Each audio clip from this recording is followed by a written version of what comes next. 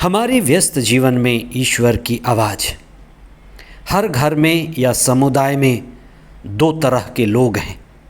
एक सच्चाई के साथ खड़े हैं, दूसरे सच्चाई के खिलाफ हैं या उदासीन हैं।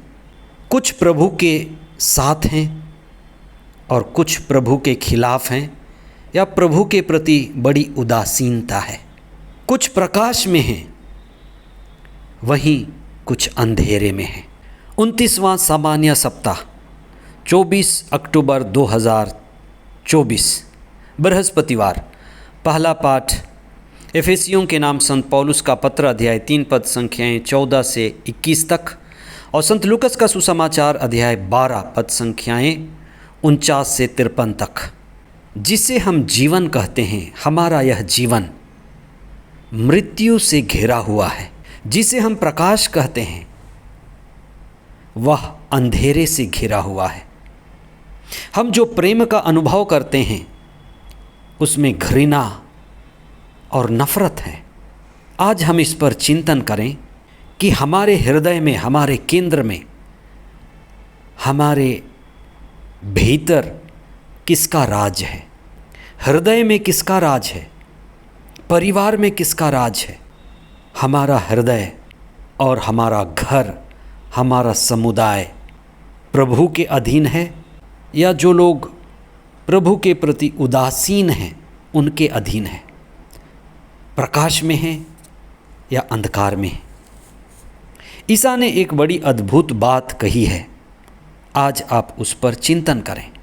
ईसा कहते हैं कि मैं शांति नहीं लेकिन तलवार लेकर आया हूँ। एक बूंद नींबू का रस दूध को फाड़ देता है, दही बना देता है। तलवार काटता है, उसका काम काटने का है, वह काटने वाला औजार है। ईसा की शिक्षा तलवार स्वरूप है। सच्चाई और झूठ को अलग करती है, प्रकाश और अंधकार को अलग करती है, आत्मा और सांसारिकता को अलग करती है। तलवार का काम काटना है, बांटना है, अलग करना है। ईसा की शिक्षा तलवार का काम करती है। ईसा की शिक्षा बताती है कि कौन ईश्वर के साथ खड़ा है और कौन ईश्वर के खिलाफ है, कौन ईश्वर की संगति में है और कौन धन और संसार की संगति में है, कौन शरीरी है, कौन ईश्वर को भूल गया है और कौन ईश्वर से संयुक्त है, जुड़ा है। दूसरी बात कि हमारे हृदय के केंद्र में कौन है। जिसके हृदय के केंद्र में प्रभु है, सत्य है, वह अपने जीवन में शांति का, ईश्वर के उपस्थिति का अनुभव करेगा। वहीं जिसके हृदय में प्रभु नहीं है, वह ईश्वर विरोधी होगा।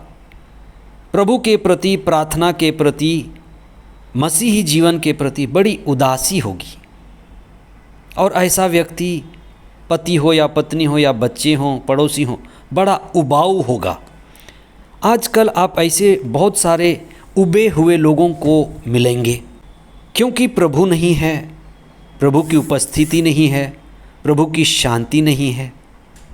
इसलिए ऐसे व्यक्ति, उबे हुए व्यक्ति मोबाइल में, मनोरंजन की बातों में खोए रहेंगे। आप इस बात पर चिंतन करें। क्या पति पत्नी प्रभु के साथ हैं? हो सकता है एक प्रभु के साथ है और एक प्रभु के प्रति उदासीन है या प्रभु विरोधी भी होगा। क्या आपके बच्चे प्रभु के साथ हैं?